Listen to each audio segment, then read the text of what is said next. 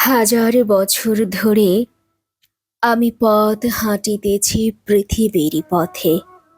সিংহল সমুদ্র থেকে নিশীথের অন্ধকারে মালয়ী সাগরে অনেক ঘুরেছি আমি।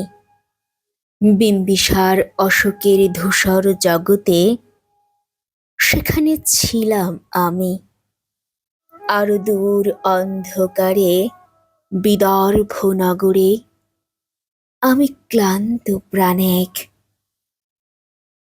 চারিদিকে জীবনের সমুদ্র সফেন আমারই দুদণ্ড শান্তি দিয়েছিল নাটোরের বনলতা সেন।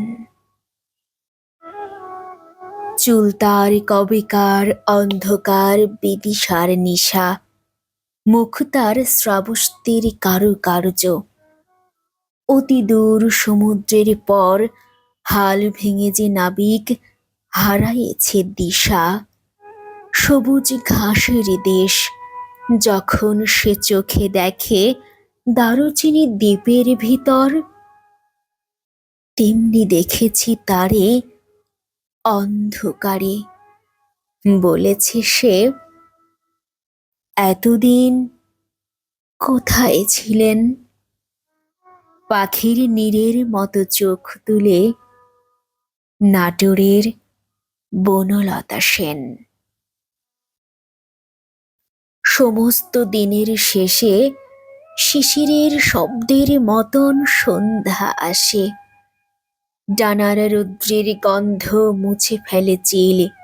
পৃথিবীর সব রং নিভে গেলে পাণ্ডুলিপি করে আয়োজন।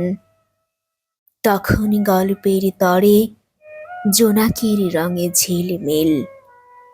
সব পাখি ঘরে আসে, সব নদী ফুরায়ে এ জীবনের সব লেনদেন। থাকে শুধু অন্ধকার, মুখোমুখি বসিবার বনলতা সেন। থাকে শুধু অন্ধকার, মুখোমুখি বসিবার বনলতা সেন।